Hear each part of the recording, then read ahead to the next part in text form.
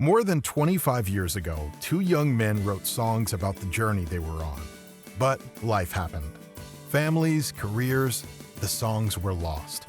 That is, until recently, when the original demos were found in a cardboard box. Now, with those songs rebuilt, remade, and released, Shon and Marcus are sitting down with their sons Austin and Samuel to talk about what they were trying to say all those years ago. This is Hidden Tracks, a conversation across generations about songs and the lives that led to them. Hello and welcome to Hidden Tracks, a behind-the-scenes look at the songs from the first Twin Wolves EP, Spectral Hymns. My name is Austin, this is Shon, this is Marcus, this is Samuel, and welcome to the show. Today we are going to be discussing the second song on the EP today called Summerfield. So, Summerfield. What's it about? Because I had an immediate feeling when I heard this song, and I don't want to lead the conversation with it, but I really want to hear what was it to y'all. Well, would you though? I'm actually really curious before we give you color to hear what you guys thought about it the first time, because it's about a very specific thing, even though it kind of doesn't sound like it. So I'm really curious what you heard. Well, I'll let you go first. I talk a lot, so. Not 100% sure. The only hint I got was the kind of poetic little bit of writing you gave as like a side note for each of the songs. And you had mentioned that it took place at your guys' home church where your father was the pastor. Yeah. And that's all the hint I really got. And then I figured the main hook of the song is "Can You Like Me?" and you're yelling "Can you like me?" over and over. And I know I have heard both of you talk many times about how you always felt that your group of four was kind of the outcasts, and you saw yourself maybe as unlikable to some people. So my thought was always maybe it's a song about you four like attaching to Oscar and like literally saying "Can you like me?" to him as like a "Are you willing to love us for who we are?" Yeah, that's how I saw it. Pretty close. Yeah. I wrote one sentence. It's home. ... Basically, yeah, where it all starts. From the church to your journeys with your faith beginning there, to your friendships and your very beginnings of independent life where you thought, I'm not alone here. I've got a pack now. Yeah. It's not just me. And that's, to me, in my mind, that's home.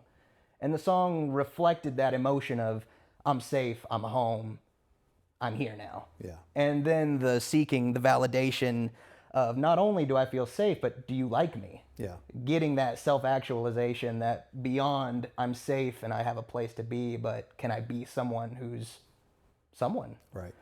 And that was definitely the vibe that came through to me. So yeah, I'm super curious.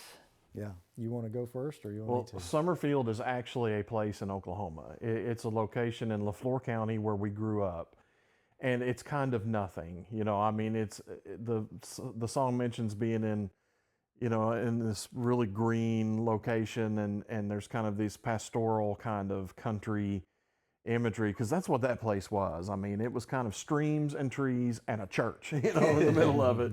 And I had a real spiritual awakening when I was 17, and Shon was a big part of that. And we began to go to that church, Heart of the Hills, out there in Summerfield. And it kind of became a destination. You know, it was kind of a backwater place. It's hard to get to. It's hard to get to. You wouldn't just find it by accident. And indeed, the church, they had a new building, but their old building was there, and even an outhouse was there from like way. I mean, it was old church. Ye old but outhouse. His father, Oscar, you know, was the pastor there, and so that's where we started going. And before we knew it, the place just kind of blew up because, you know, just like the song is about the ecstasy of finding community. And I had come out of a group of friends who kind of didn't want me anymore because I was trying to live differently. And all of us coming from different backgrounds melded together at that place and became a brand new group of friends, and it transformed us. So Summerfield literally is that place we went to, but I think metaphorically it's more about finding real friends who are really going to stick with you through your changes, through even transformations, and having a brand new way to live and a brand new reason to be together and to live. So for me, it's more about the joy of discovery than it would be anything else. Yeah. Yeah, the thing that I remember looking back at that time that kind of lines up with what both of you were saying in different ways, but first what Samuel was saying. When we first started going out there, as far as people our age, there were a couple of people. We were in high school. The two of us started going. The people that were there weren't from our school because it was a good 20, 30 minutes away from where we went to school. But over time, as the energy came and stayed and grew, we started attracting more people that we knew. And I don't know, at some point there were probably 20 or 30 of us that were coming pretty regularly together. And what I would say about that group, and I don't think any one of those 20 or 30 would take any offense to this, is we were all sort of misfits in one way or another.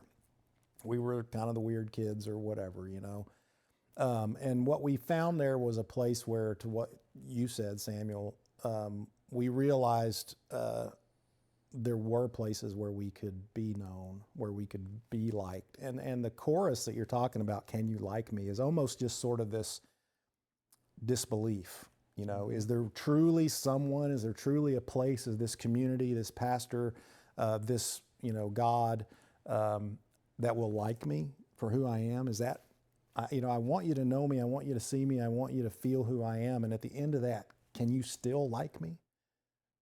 And the fact that the answer to that is yes was astonishing, I think, for all of us. The other part, though, what you said about home, I've never used that word, but I use the word peace when I think about it. And there's a line in the very first verse that says, "Stare at my eyelids in a comfortable summer."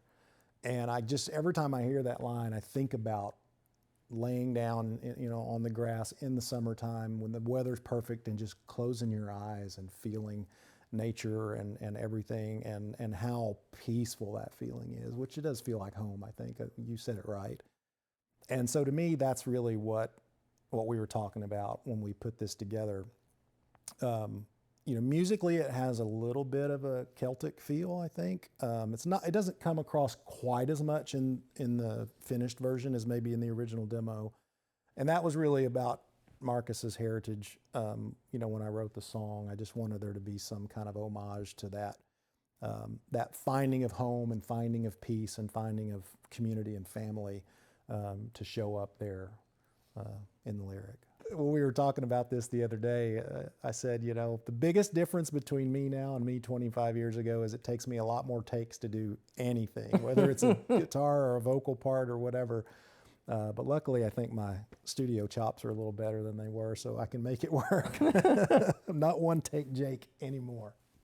Yeah, that's perfectly put about finding peace, because what we were discovering together wasn't just religion, for the sake of religion. It wasn't just church going because we all love church. I mean, we fell into this group that was finding very much a spiritual path together simultaneously.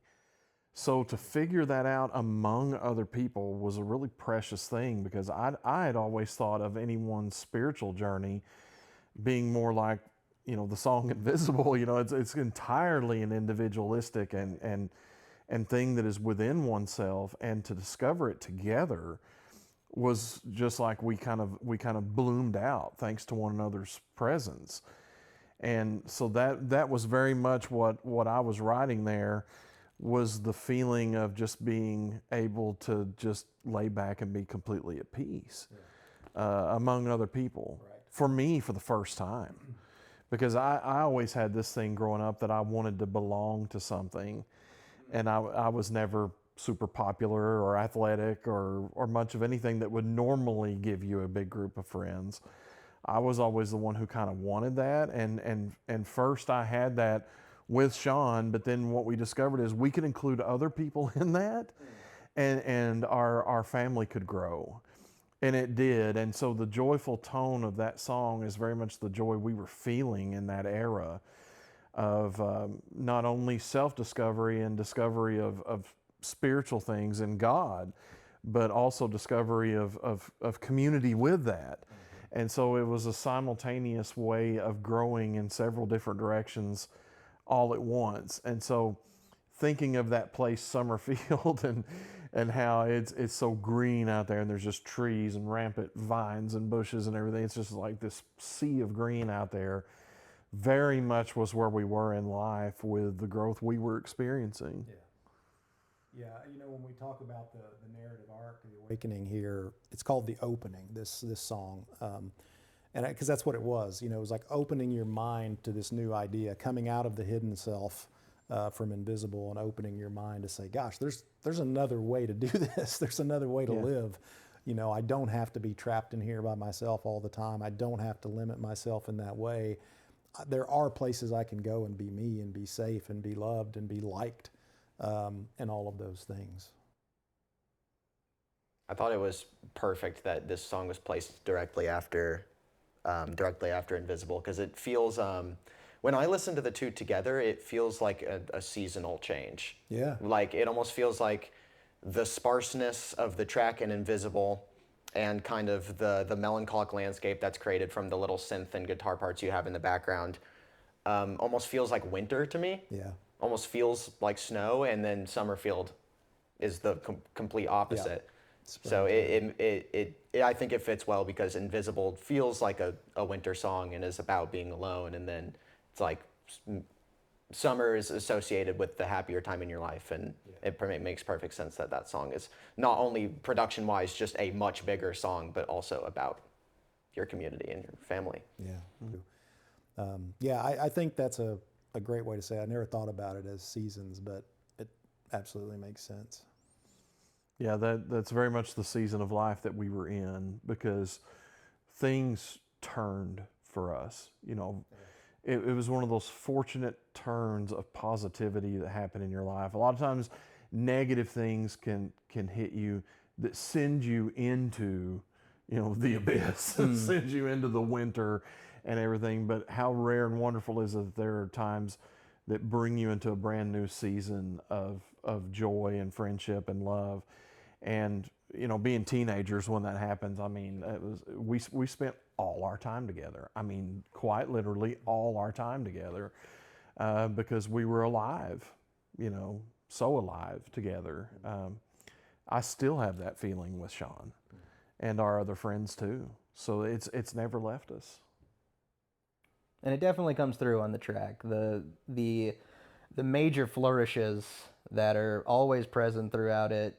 And being someone, I made this note too for the Cedar Road as well, along with the final track on it, that y'all, as far as musical continuity across the EP, those are the three songs that have these very large orchestral quality production. And this may have been just me reading into it because I know you as a person, you would incorporate those things into moments that feel the most grandiose in your life, the biggest moments of your life, the happiest, most joyous things you could recall in your life. How would you express that? Well, I'd have to add more sound to it, and that's exactly what comes through, versus Invisible, like you said, where it's very melancholic and it's very isolated. It's very, not muted, but not a lot of sound that goes into it that's bombastic. Right, different colors. Versus these and this one, Summerfield, along with Cedar Road, that bring that really vibrant and joyous sound to it. Absolutely comes through with, very consistent with the story y'all are telling. So 100% what I was feeling, and as someone who's been to those places, 1,000% what I was visualizing when I saw it. Laying in the grass in my grandparents' home after they hadn't mowed all summer, and I'm just laying there and I feel the bugs crawling all over me. 1,000% what I was visualizing when this song was playing. So with that being said, was there anything else on the back end production-wise that was fascinating about this? Maybe a little hidden Easter egg in there that... Yeah. There sure is. Yeah, there's a good one. In fact, well, I think it is anyway, I guess. But so the musical break on this song's kind of long. And you know, anymore in popular music especially, music breaks almost don't exist. You don't hear guitar solos anymore or whatever else. But And not for much more than maybe 20, 15 seconds at most. yeah, there's not much. But in this track, there's a fairly long musical break. And it's very representative of that time. And so I think I'll describe it first and then kind of play the build up for you and then the full clip. So the musical break is supposed to be representative of all of us coming to this place and kind of where we were, all of us group of misfits that we talked about earlier, and how we were all pretty frenetic and just kind of going our own way and making a lot of noise, but we're sort of directionless. And then that's the first sort of handful of bars of the musical break. And you hear this mandolin that you talked about going, and it's kind of going all over the place. It sounds good, but it's frenetic.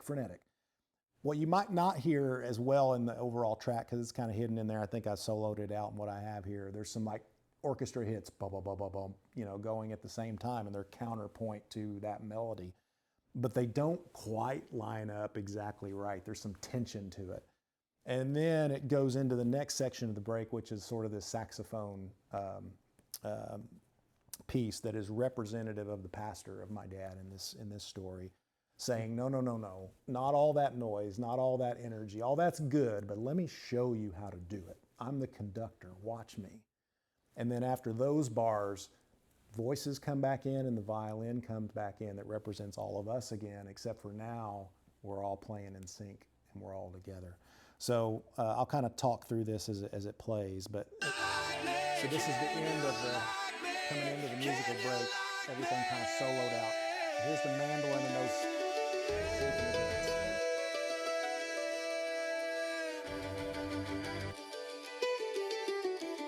So it's sort of all of us going all over the place, right? And then you come to this next eight, you know, it's like this. It's peaceful. You guys have all this energy, but you need to tie it together with something.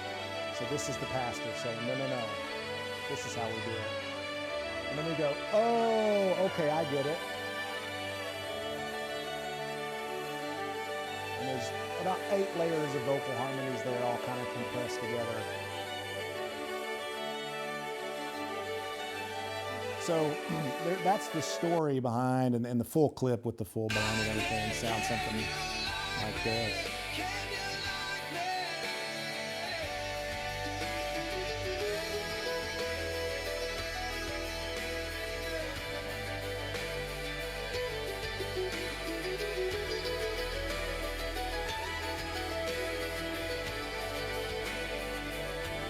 A little bit of tension in that. And sweetness.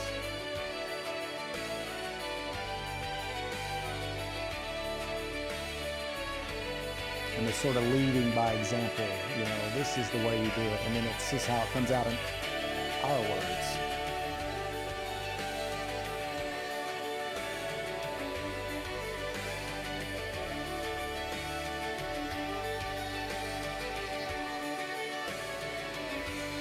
So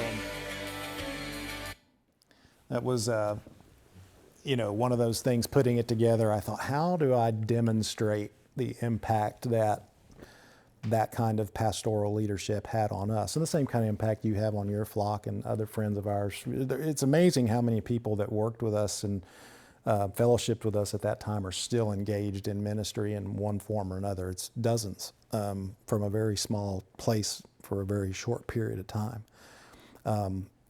But the impact that they can make is really great, to say, take all that frenetic energy and let me show you how to funnel it into the right things. So that's, you know, one of the cool things, Easter eggs in the production we wanted to share with you all today. That's incredible. Okay. Incredible. Yeah, all right. Well, everybody, thanks for joining us today. This is Hidden Tracks, and we've been talking about the track Summerfield from our EP Spectral Hymns. We'll see you soon.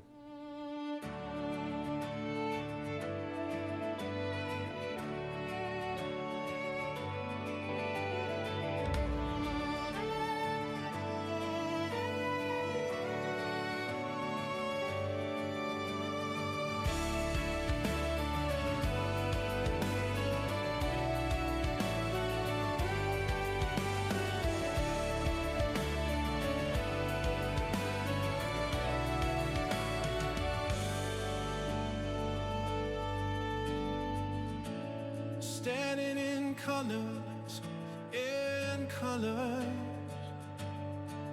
that are all shades of green. Staring my island in a comfortable summer, and I know all your ways. Let me see you, I can see you, I can hear you. Let me hear you, wanna give you what I give you, so I give you. Oh, I feel you, I can feel you, I feel you. So much like me, can you like me? Can you like me? Staring in wonder at your soft white light. Fill up my stomach with your countenance, my soul.